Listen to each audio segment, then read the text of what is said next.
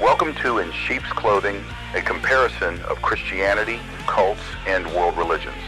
Brought to you by sheepamongwolves.org. Despite the common belief, every road doesn't lead to God. Join Pastor Chuck Lewis on a journey down the twisted and winding theologies of some of the biggest belief systems in our world today, as we separate the dark perversion of the false from the light and truth of God's Word. Today we have with us Alice. This is one of our viewers who sent in some comments on one of the videos that we did. Alice is actually an ex-Jehovah's Witness, and so I invited her on here to share her story. So Alice, welcome. Thank you for coming on here, and thanks for sharing with us today. Yes. I'm glad to do it. Thank you for having me. So just to get started, and I don't want to waste your time today, I want to get right into it.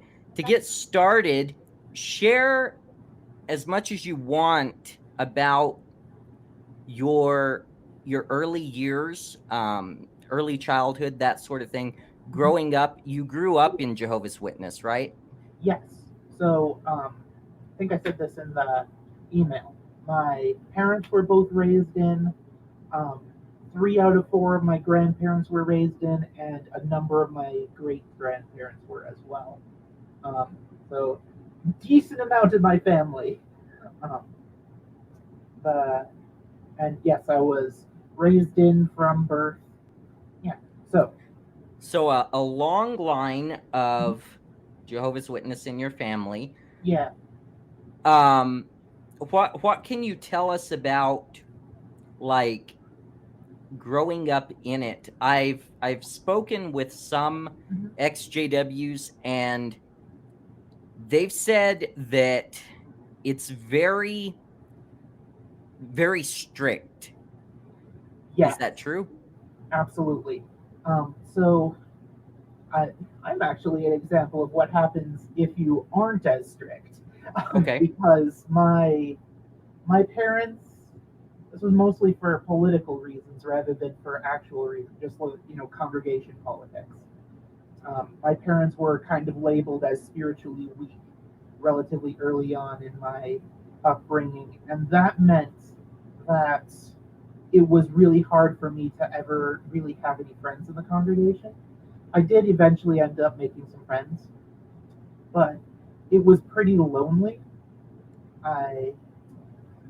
I was oftentimes not invited to things just because it's like, well, your parents aren't really as spiritual as we'd like them to be. And it's like, it isn't that they were actually not doing anything. It was just that they weren't doing things the way that the current crop of elders wanted them to be doing. Okay. So it's like not even anything you could find in the secret elders book or something. Okay. But just personal opinions that the elders had, and they would flex their authority by being like, I know that we've been friends with these people for literally ever, but really we shouldn't be hanging out with them because they're not stepping in line. Okay. So I at least had my siblings. I've got a younger sister and a younger brother, and there was at least us. And then some of our family would hang out with us more often, but then it kind of depended on when it was. This was like over 16 years, so plenty of time for ebb and flow with that. So it really wasn't so much even that they weren't sticking to like standard JW guidelines. It was more of what your local Kingdom Hall was enforcing? Yes. So my parents had a different parenting style from the elders in the congregation. Okay. And my parents were also very working class, while there was a decent number in the congregation who were more white collar. And this isn't supposed to be true, but there's really this aura in the cult that basically people with more money can get away with more, and their opinion matters more than if you're a working class family. Yeah. And like you'll never see that written down, and it'll never be in any of the literature. And usually the things in the literature will say the opposite, but that's what happens when you're in the congregation. Yeah. Is if there are a bunch of white collar guys that are elders and they think that corporal punishment is absolutely unacceptable for your kids, it doesn't matter that the literature says that it's totally fine. If your parent gives you a smack on the head when you're doing something bad, then they're spiritually weak. That's one of the things with my parents. Like, I don't hold anything against them for it, of course. That I certainly didn't turn out physically abused, but they were a bit more corporal with their punishment. Yeah. And the elders in the congregation didn't like that. That's just one of the things I know of. I'm sure that there's things I don't know about. I've heard some stories from my sister and some other people that I'd never heard earlier on, like things that happened with my grandparents and stuff. That caused controversies. That made sense in retrospect, but like I said, never heard about it. So there's probably other stuff I don't know about. Mm-hmm. But at that point, at least, my parents weren't doing anything explicitly bad. It was just they weren't what the rest of the congregation expected them to be. So. Okay. You still have family in it now, right? Yes. My parents and my siblings are both in it. All my aunts and uncles. My stepmom, because my parents did eventually end up getting split up. That's an interesting thing too. That probably has to do with it. They very much encourage people to get married off very early on, both in the dating process and in life, which my parents only did the former. They got married when they didn't know each other very well, but they were already in their late 20s. Okay. And I think that if they'd known each other more, they probably wouldn't have wound up with them being in an unhappy marriage. But that's just kind of how it goes. Yeah. But yeah, my parents are both in it. My stepmom is in it. All my aunts and uncles. I had one uncle who was out of it, but he passed away a few years ago before I ever really got to know him.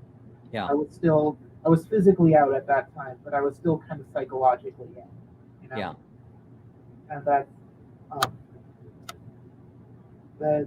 it took me a very long. I eventually kind of physically left, but it took me a very long time to get emotionally out. It took me a while to let go of realize how many of the teachings were toxic and the blatant heresy that they teach, how it's not in the Bible, and that's kind of another conversation. We'll get into that here in a little bit. Were any of your family, or are any of your family, I know you said your parents, they weren't really held in high esteem, but are any of your family like higher ups in it? So my two grandfathers were originally in very high esteem in the congregation. My grandfather on my dad's side was a troubleshooter for a while. I'm not sure if you know what that is. A troubleshooter is somebody who, if there's something wrong with the congregation, he'll go over and he's one of the people who can appoint and dismiss elders just on the spot. His job is to try and get the congregation, quote unquote, functioning properly again. That's not a super loving way of doing it, but I didn't really know all that it entailed at the time. He was out of that position quite a bit before I was around. But he was a troubleshooter for a while, which is pretty significant, but it's not super high up on the totem pole. Yeah. He gave talks at very large district conventions, so in front of tons and tons of people. He's not here for me to talk to him about it nowadays. But I'm under the assumption that he struggled with depression probably all his life, and probably some other things as well, which I'm not going to get into, but things that the cult wouldn't approve of. Right. And eventually he just kind of broke down, and this was when my dad was still relatively young. So Again, before my time. And after he broke down, he never really got back to where he was before in terms of status. By the time I was around, people still had reverence for him because he had done so much. Uh-huh. But at the same time, it's like if anybody else were doing the kind of things he was doing, they'd probably get in serious trouble because he'd habitually miss meetings. He'd miss more occasional conventions and stuff. He would have really hot takes about how he disagreed with certain matters of the doctrine, which is usually a really big deal not to do. But like I said, he had this history of being really important. And I wouldn't say he was really self-important. He just had he was just very willing to share his opinions with you. Yeah. And as I was getting older and feeling how getting more involved in the cult, because eventually, as I got older, people opened up to me and they let me in more than they had before. And I was kind of learning that a lot of the things that my grandpa got away with, the rest of the congregation would not be able to get away with, which was an interesting experience, being around that where I knew somebody who did so many things that other people were just afraid to even think about doing. Uh-huh. It's kind of odd. Yeah. On the other hand, my other grandfather, he was actually the only grandparent I have that wasn't raised in. Oh, wow. Yes, he actually came in as an adult. This was after he had quite something of an exciting history. Was kicked out of his house at a young age and decided to join the military for a while, and eventually joined up with the witnesses. And he wasn't as important at a large scale as my paternal grandfather, Mm-hmm. but he was very important in the local scale because he literally was one of the most important people who built the hall that Wow. we worshipped at for a long time. And it was a big one, but he was a very industrious fellow. Yeah. And was also one of the wealthier people in town. Not that ever benefited me personally. Both Right. my mom was his youngest child, so if there was any inheritance to be had, it was all spent by them. But that's not important. The important thing is that both my grandparents were relatively important. I remember being told so many stories about my maternal grandfather by just members of the congregation. Now I don't really remember that many of them. I just remember the experience of being told them, if that makes sense. Yeah. Basically the idea that you have a lot to live up to. I was Right. kind of, like I said, my mom was his youngest child, and certainly not his older one. So I wasn't the only person who had expectations thrust on them. But yeah, so there were people who were like, "Oh yes, surely you're going to do all these things in the congregation. You're gonna do what kind of spiritual goals do you have for the future?" And I was just like, I don't know. I'm 12. Yeah. My goal for the future is to go out in service, which I knew I had to say because what else am I going to say? Right.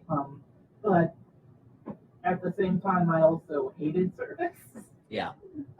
Partly because I've never really been much for talking to people. This might surprise you a little bit. I'm actually pretty shy. I just had to hype myself up to come on today. Yeah. And Well, if it makes you feel any better, I'm terribly shy as well. The internet is a boon for shy people, I think. Yeah. It It gives us a voice, I think. Yeah, really, it really does. Yeah, I worked really hard to try and improve my ability to speak in front of other people, and tried to be the best service child that I could. Uh-huh. But then at the same time, I've had usually I've either encountered just straight apathy, which is really hard to deal with, or you would encounter I live in I live in northern Minnesota, in an area that is pretty secular, but there's also some pretty religious people around. Uh-huh. And when I would encounter a Christian, I would have see. There's this weird idea in the cult that you have to be careful around Christians. But I Right. always had the I was willing to argue about doctrine with them just fine. That's no big deal. But I never really was certain that I could tell them that they're wrong and I was right. Like Right. if I had some proof text, then I had some confidence. But if they could go up to those proof texts and be like, well, actually, that's not really what that means. And I was just like, maybe that isn't what that means. Maybe I should look into that more. When what I should have been saying was, what should quote unquote, what do they know? They don't know anything. They don't even read their Bible, which is Right. incredibly untrue. But that's the line that we're given to think when that comes up. Let me ask you this. How old were you? Was it at 12, or how old were you when you first started going out like door to door? Oh, from the moment I was born, basically. Oh, wow. My parents were regular pioneers, people who put in, at the time, 70 hours a month, every month, when I was born. Wow. I was the oldest of my siblings, so they only had one kid at the time, so they just put the car seat in the car and just went. They both had worked part-time jobs and basically did full-time field service. And there was never really a time when Saturdays were a day off reliably. So literally from the carriage. Yeah. How did Christians usually respond to you? Usually, basically, it would depend on how much they knew about our theology. Right. So some would be oppositional, but usually it was friendly but skeptical. Yeah. In the area, there isn't a lot of knowledge about exactly what we believe. So, because the witnesses will say they believe a lot of things that are the same, but they'll like this is what justification actually means, and we'll never check, and you'll never learn that unless you actually get like 6 weeks into a Bible study or stuff like that, where it's like you just use the same terms but mean something completely different. So, Right. But people who are actually versed in their own theology would catch on pretty quickly that we're talking about something a little bit different than they are. Mm. That's some of the things I remember. I only really remember one who I talked to a few times because I was gonna try and start a Bible study with her and show her the error of her ways. Yeah. But she, at the same time, she kind of caught on to me, and I wish that she would have maybe been a little bit more tactful and tried to get at me with this now, but it's fine. The spirit got me out eventually. Yeah. So what she said that really threw me through a loop was, "What are you trying to do here exactly?" Yeah. What I was thinking was, I'm just doing what I'm supposed to do. We're just going to go through this process, and this is how it's going to be. But when I really started thinking about it, it kind of made me address some of my own doubts. And that wasn't enough to lodge me out then, but it kind of started me on the road. Because even at that point, I was probably 14 then, because I think I was baptized. Uh-huh. And I was baptized at around 14. So that's what kind of started me thinking about things, because it made me realize some of the dishonest stuff that went on in the congregation. Mm. Because if we were ever accused of trying to convert people, the answer would always be, no, we are not trying to convert people. And of course, that's just a blatant lie. The people who give it to us might not be lying. They might be thinking, really service is just to keep their faith strong. Yeah.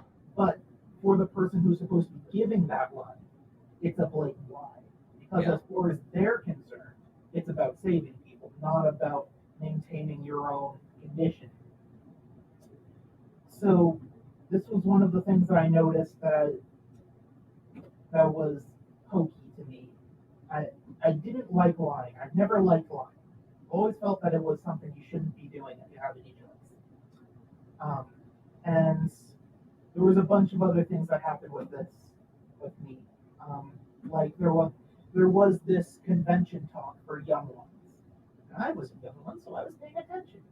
Yeah. And the brother giving the talk, he said, "Young ones, if you have any questions about the organization, just ask, because we're ready to answer." I brought that up later, that I really appreciate that we can just ask whatever we want. And I was told, you have to be careful about that, actually, because you really shouldn't just ask anything. You have to be careful of it.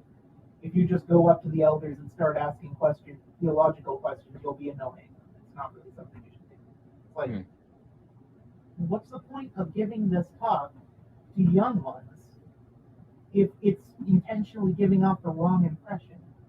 It kind of got me thinking, like, so what I'm supposed to be doing here is rest assured that I can ask questions, but also know that I can't really. Yeah. That doesn't sound very truthy to me. Yeah.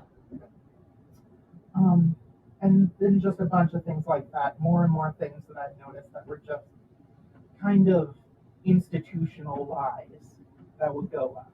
And some of them were aimed at people outside, where it would be like, we have to say this for anybody who's not in the cult. For the people who in know that that's not really what we need. But Yeah. they'll figure it out eventually. It'll be fine. And it's like, I always felt like that.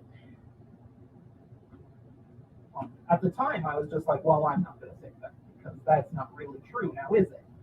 But I kind of quickly learned that maybe I should keep those thoughts to myself. Yeah. Maybe I'll go to the door and I'm not going to say we're not here to convert people, but I'm also not going to say yes. Right. Because we go in twos to the door. So if I say, yes, we're here to convert people, somebody will notice that. Yeah. Apart from the whole, that would look pretty bad. Now, I live in a community that it has for a long time had a heavy JW influence. A lot of the people here, whether they're Christian or not, a lot of the people here really just kind of are irritated by JWs. You would sometimes get that. I have been threatened at the door twice. Okay. I know people who have been threatened more times than that. Yeah. I know people who have had much less scary, just trolling almost. People come to the door trolling. Yeah. Which, I recommend not doing that if you run into a Jehovah's Witness, because that's just going to make them feel more justified. Yeah. I showed that person by giving the standard, by feeding that troll. I sure showed them. Yeah. Or I remember one story of this girl who I personally knew, so I know it's true. She went into a door once, and somebody came out just completely naked to see what she would do, and she just gave her presentation and just acted like nothing was happening. Because, again, I just see that it's just a test. You just have to show God that we're going to get through this. Right. So a couple of experiences that I know about, and I'll give you kind of a good one and then a bad one, and let you see if you can give us some pointers on interacting with them when they come to the door. So first of all, my older brother had an art teacher, and this was back years ago, who he was just irritated with him. He didn't want him showing up anymore. So a couple of them showed up on a Saturday, and they had a little girl with them. And so he told the little girl that he had baby Jesus in the back room, and did she want to come see baby Jesus? And he was never bothered with him again, and he felt justified in doing that. Then my younger brother had a few show up one time, and he really wasn't irritated with them or that. He asked if he could pray for them, and we'll talk a little more about some of the differences between Christianity and the JWs. But he asked if he could pray for them, and they were very adamant about who are you going to pray to, whose name are you going to use? Are you going to use Jehovah's name and that? And he told him he would just pray to Jesus, and they did not come back. So maybe you could first give us a few pointers in interacting with JWs. Sometimes people are kind of caught off guard, or they don't feel like they would have the right thing to say, like they don't know enough about their own theology. You mentioned that. Also, could you tell us what are some of the main differences between the JWs and Christianity, because they do use a lot of the same terms? Yeah. Okay. So, first of all, some comments on those two approaches.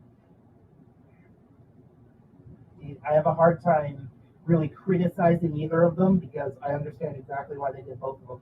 Right.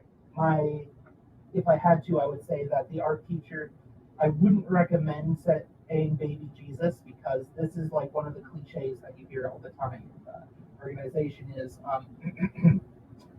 the Christians only think about Jesus when he's a baby in a manger and when he's dying on the cross. They never think about anything he did in the meantime. Not true, but you still don't want to be feeding those stereotypes necessarily. That's my only real comment on that. Otherwise, I'd much rather that he gets them to go away by that way than some of the ways that I've been turned away. Another thing is, they have a do not call list, and technically they have to put you on the list if you ask to be put on the list. Okay. And if you are on the list, none of the regular publishers can go there. What's supposed to happen is every once in a while the elders give you a call and are like, do you still want to be on the list? And that's the only thing that they're supposed to do. Whether or not an individual is going to accept that, that's a little bit more hit and miss, but usually most run-of-the-mill witnesses are going to be like, oh, it's a do not call. I don't want somebody to threaten to shoot me, so I'm not going to go there. Right. I've only had it happen twice, but a lot of people have had it happen at least once. Yeah. So yeah, there's a few different ways you can do that. I would say that you said it was your brother? Yeah, my younger brother. Mm-hmm. Your brother. I would say that if he would have said, I'll just pray to God the Father, it's much more likely they would have been okay with that. Because they don't believe Jesus is God. Right. They think that praying to Jesus is just praying to an angel. Which, whether or not,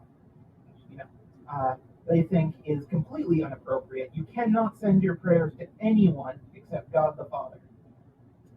And which they call Jehovah, which is a clumsy pronunciation of the Tetragrammaton, which, depending on which scholar you talk to, may mean just the Father or all three members of the Trinity together, or it might mean just Jesus.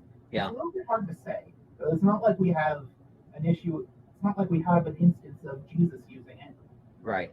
Though the JWs will claim they do, because they put the Tetragrammaton into the New Testament everywhere. Let's see, what was the second part of your question again? So, the JWs use a lot of terms that Christians use. What would you say? You already mentioned Jesus. They would say that that's an angel, basically. Michael, right? Michael the Archangel. Okay. There are some, let's see, some SDA people who say that that's right, but at least they think that Michael's like a Christophany, Hmm. like a manifestation of Jesus rather than his true identity. Jehovah's Yeah. Witnesses just think it's his true identity. It's like, oh yeah, he is big boy angel. That's what he is. Okay. They don't believe in hellfire. They think that they believe in soul sleep. I believe you've talked about that before. Yeah. They would that's one of their selling points. They like to say, we don't believe in hellfire, therefore you should join us. Because the founder had serious issues with the doctrine of hell. Hmm. And so this is kind of permeated throughout the entire religion. As I said before, they don't believe in the Trinity. They believe that the Holy Spirit they believe that you can get the Holy Spirit, but not in the same way Christians do. They think it's like, I hear it compared a lot to electricity, and that's not a terrible way of modeling how they think about it. It's also kind of like, in some ways, I remember thinking of it almost like running water, Okay. where it's like it can come and fill you up and move you to do things. If that makes sense. That's Yeah. how I remember thinking of it. It's Yeah. almost like a fiery water that could fill you and empower you. Yeah. Which is somewhat problematic, especially, but at least they still think it's divine. So a little bit better than their take on Jesus, I think at least, but still very problematic. Yeah. Let's see, the main ones are usually the Trinity, hellfire. They don't believe in an immortal soul. They believe that they don't do a good job explaining this, because this is actually something that I struggled with for a long time. Was, if I don't have a soul and I'm supposed to be resurrected on the last day, how is that me though? I died, didn't I? So is that a clone of me? How is that me? They don't do a good job explaining that. Yeah. I think that most of the witnesses just don't think about that. They just think, oh yeah, you'll be resurrected. Never mind the fact that half of you is now in a Greenland shark because it's been 3,000 years. It'll just work. It'll just be fine. Which is, I never really was satisfied with that. I'm a little bit of a thinker. I think about things. It felt like there should probably be more of an explanation for that if there is no soul. They believe that the dead are conscious of nothing, that they basically cease to exist. They don't think that basically anyone goes to heaven. They think that there's 145,000 who do. And it's not that their soul goes to heaven, they're like transformed on the moment of their death into a spirit being, but their body is left behind, but they also don't have a soul. So I'm not entirely sure how that works. Again, not very well explained. Right. A very 19th century sort of way of thinking about it. Yeah.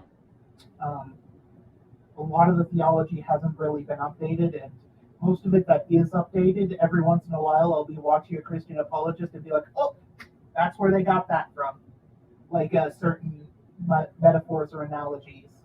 And it's like, they're pretty good, and they work a lot better for proper Christian theology. But it's like, they don't need to worry about the members being like, oh, you just got this from Frank Turek. Because the ordinary most of the people who come in are nominal Christians who don't know who that is. And the ones who have been in it for a long time are afraid to look up anything by a Christian. Yeah. They'll be like, oh, a Christian wrote this. That's dangerous. Now, let me ask you something. And I know these may differ from Kingdom Hall to Kingdom Hall. Were you allowed to, especially earlier on, were you allowed to look into any other religions or that? They have a book called Mankind's Search for Religion. Okay. And it goes over it. It's published by them, so, totally unbiased, 100% reliable. But that is about as much as I was really allowed to do as a kid. Okay. And that kind of satisfied me. But as I got older, I was like, is it possible that they're not, considering some of the other things they've told me that I know aren't true about themselves, Yeah. maybe I should look at it from another source. And that's kind of when I started looking into some other things, but I mostly started looking into non-Christian stuff because I was like, oh yeah, I know the Bible just fine. I know that the Catholics and the Protestants and the Baptists, they're all wrong about stuff. It's no big deal. Okay. I've got a pretty decent memory, Yeah. so I can remember a lot. But of course, I was memorizing things like the Watchtower and the New World Translation, which goes in and blatantly changes things for no apparent reason. Yeah. So I looked into some other faiths and kind of came to the conclusion that they, let's see, I don't want to be disrespectful if that's not the purpose of this. They're not for me. I'll put it that way. Right. It could go much more into detail, but I feel like Christianity is better. And that kind of satiated me for a while, and until a few years ago, I was out of the cult, but really yearning for some spiritual content. And I didn't really want to join a different church, but because I was like, oh no, they're still right. They're just wrong about a couple of things that I'm unable to go back for some reason, most of which were petty things, but I just couldn't bring myself to go back for a few reasons, which I'm pretty sure is not entirely just myself saying that. But I definitely credit the Spirit for getting me into a position where I find a bunch of Christian apologists online, and I just wanted to listen to some spiritual content. So I started out listening to them respond to religions that I'd basically already written off as not really valid, but I wanted to hear their criticisms of it. And the more that I heard about it, they just seemed so much better at using the Bible than what I was used to. Like they'd actually go into a whole chapter and talk about it and its context and what the implications of it all together mean, rather than just be like, this is one verse in this chapter. Now we have another verse from another book of the Bible. If we put these together, we see that this is correct. It's a little bit more, it instills a little more confidence when you can look at the whole thing in context much more easily, rather than just look at it mostly just as proof texting for somebody else's opinion. If that makes sense. That's kind of what got me to eventually come around to accepting, no, the word may not be in the Bible, but the Trinity is definitely there. The immortality of the soul, definitely not something you can say is not in Scripture. Yeah. And even it took me a while to accept that hell wasn't just annihilationism, but I eventually was like, I feel like Jesus would have pointed this out. He is the one who talks the most about it, and never once does he say, by the way, you'll be conscious of nothing. Right. So how long ago was it when you finally decided to leave? What was like the final thing that you decided to leave? When I realized the Trinity was true, I knew I couldn't ever go back. Okay. Because it was like,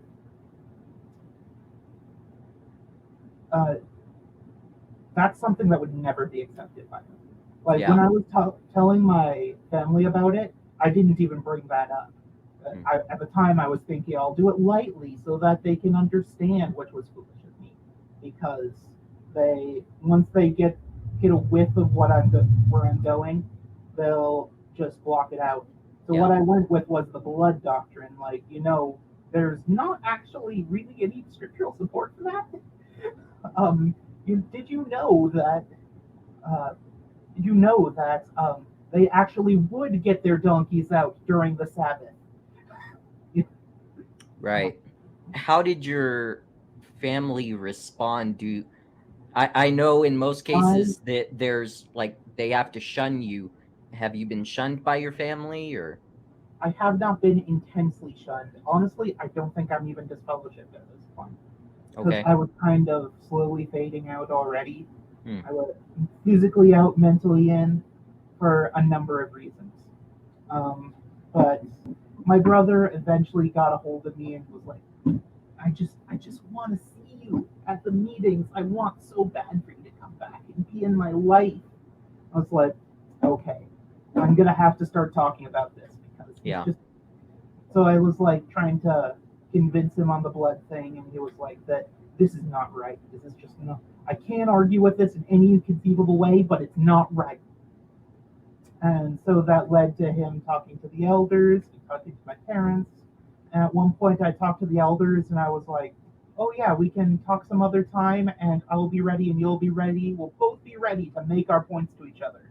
Yeah. I was like, "Oh, okay, that sounds good." Never heard from him again. Yeah. Because what's he gonna do? He brought up the one scripture in Acts, and he knows that I'm gonna be more prepared next time. That's, there's nothing. You mentioned the blood thing. For Yeah. those who aren't listening, you're talking about the blood transfusions, right? Yes. So Jehovah's Witnesses do not take blood transfusions. They believe that once blood is out of the body, it has to be spilled on the ground. There's no other use for it. Yeah. This is somewhat hypocritical because blood's used for a lot of things that they will take part in. Mostly, as long as it's not like whole blood, they'll be willing to ignore it. And like, as long as I don't know about it, it doesn't exist. It's just fine. But if it's like things like blood sausage, which I think there's actually a little bit of scriptural evidence that you probably shouldn't be eating that, but I know that that's a little bit less agreed upon. Right. But that's one that I think is at least reasonable. But when they're doing medical procedures that are where there's medicine made almost entirely from blood, but only certain bits and pieces of the blood, and then recombined in this other way. Like, well, that doesn't really count. I'm like, I think it does count, but right. Yeah, there are rumors for why they take that point of view. Like that, one of the people who was way more important than my grandfather was one of their close relatives was in a position where they needed such a medicine. Can't confirm or deny the validity of that. I'd never heard of it myself until I heard the rumor about it. But let's just say I think that that's probably likely. They've listed blood fractions as a conscience issue as long as it's not blood cells or straight plasma.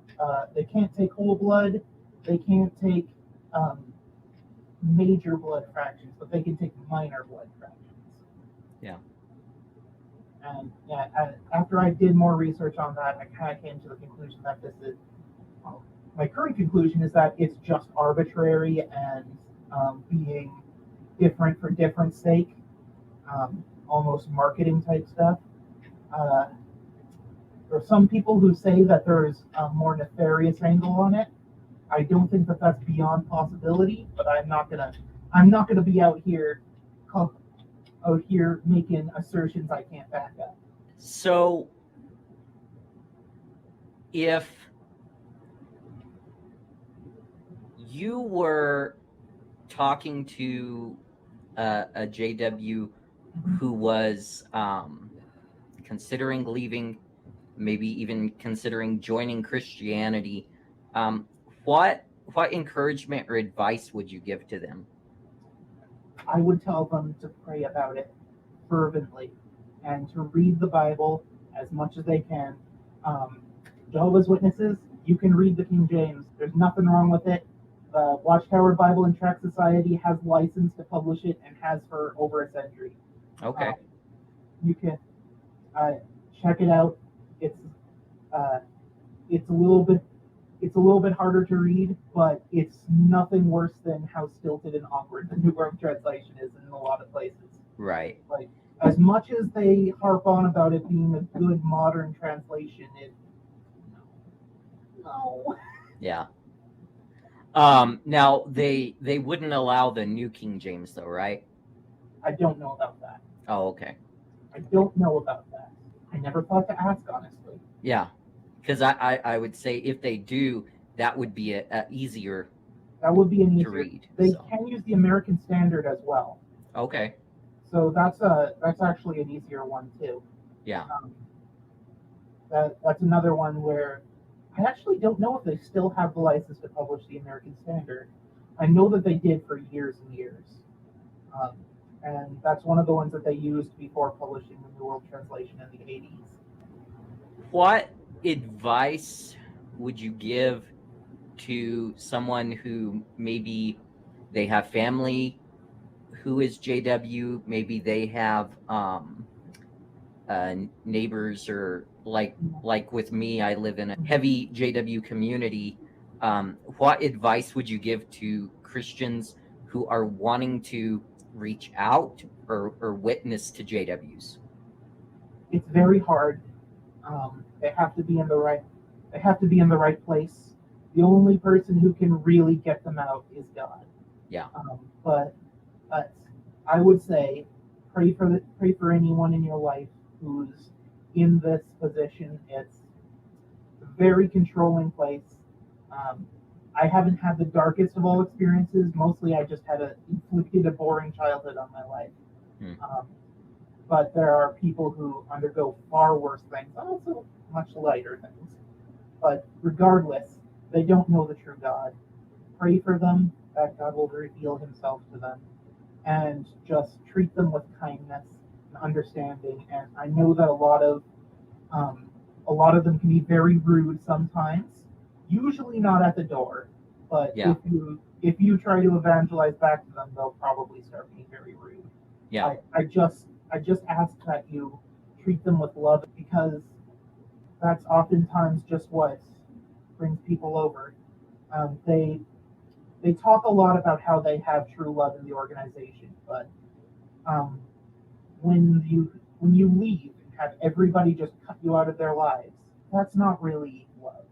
Yeah. That's not something that is. They just care about each other because they have to, because they're in a limited community, and that they'll look after each other again because they have to. Right. But they haven't really experienced love from somebody who has no immediate benefit to it, who's just loving them because that's what Jesus wants them to do, not because their group is limited or because they'll get in trouble if they don't, or any of that, and who isn't going to withdraw it as soon as you do a naughty thing, as soon as you get too handsy with your girlfriend. Yeah. But, one thing I would mention, just one thing that I started to think about, and maybe you can expound on this a little bit. A lot of times our initial reaction is to, I think, kind of get annoyed or that, because they come to our house, they knock on the door, they're kind of intruding on our zone. they're entering somebody else's personal space. Right. But that's part of their works of salvation, right? They think that their salvation depends on them doing this. Yeah. And they think your salvation depends on them being successful. Right. So, while I certainly don't think the door-to-door ministry is an effective way to evangelize, Right. it is still them showing confidence in their theology. Yeah. And they're to an extent they are acting out of love. To a certain extent, they're just doing it because they have to. Right. That's certainly what my dad does. My dad hates the field ministry, but he does it Yeah. anyways because he thinks that he has to, because he thinks he has to go out and help people. Yeah. Which is good. But I wish that he would be serving the real God instead. But it's important to remember that they're not doing it just to annoy you. Right. They're doing it because they're trying to serve. They're trying to serve Christ the best they can. Yeah. And they've just been deceived on how to do that. And where to direct their prayers and where to get the best help they can. I feel like what you do is probably much more effective, to be honest. You get to many more people than I ever could on a Sunday afternoon. Yeah.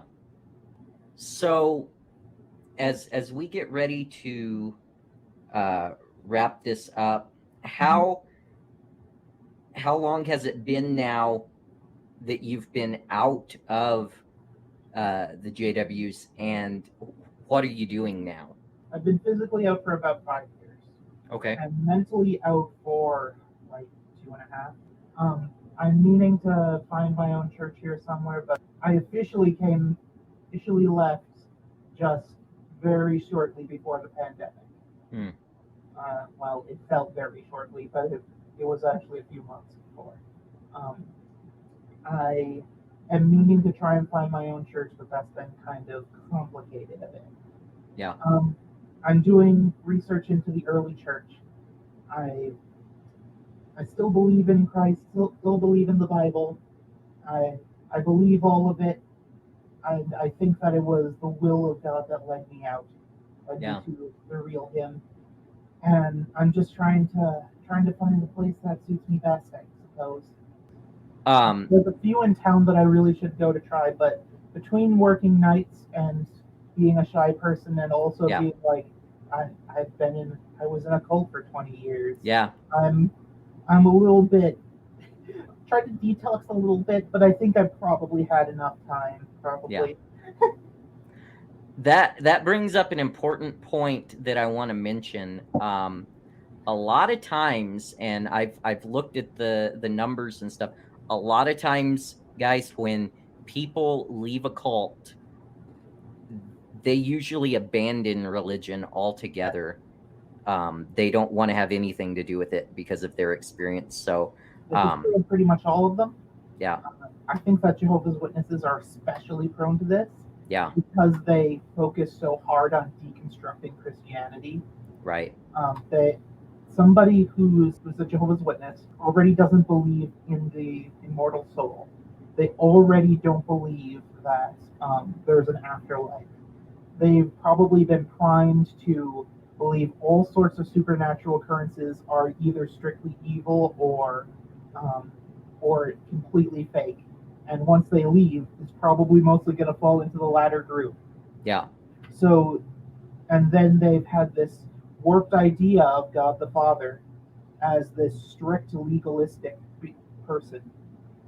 So it's very easy to get a Jehovah's Witness to become an atheist. Right. Because they've, in very many ways, been primed for it already. And honestly, I think that's the point of the religion, is to get people ready to just get people in a position where they're not serving God properly, and if they realize that it's a setup, not serving Him at all. Right. Because I think the powers of darkness would rather we at least try not to serve anyone than serve Christ properly. Well, and another thing I would mention is this. I've talked to people from all different backgrounds, Mormon, Jehovah's Witness, different things. Mm-hmm. And the main thing is that they're not serving the true Jesus. Absolutely. That's the main thing. Whatever you title it as, it's lost. Yeah, they can't even really have faith in their own Jesus. Right. Because their idea of the ransom sacrifice isn't that He has saved them. Right. It's that He's given them a chance to save themselves. Yeah. That's another thing where it's different. It's like, yeah, they'll say they believe in the ransom sacrifice, but not in the same way you do. They believe in it as in you're no longer hooked to Adam's sin. You still have to save yourself, though. Well, we're sitting at about an hour. I know you've just come off of a 12-hour shift, so I don't want to take up too much more of your time. Is there any last things that you think are real important, or any final words that you would like to share? Final thoughts? Prayer and Bible reading is just so important, and basing your teaching on on Scripture. It's so important, and there's other things also. There's so much other stuff I could talk about. Yeah. But you're right. We are coming to an hour, and I have to be back to work by 8 o'clock tonight. So, Right. Yeah. Well, I'd love to have you on again sometime if you want to do that. I would love to. Okay. So you've got my email. You can contact me. If there's something that you want to talk about, I'd love to hear from you. Thank you so much for having me on. All right. Well, it was great to talk to you. Get some sleep. We'll be praying for you.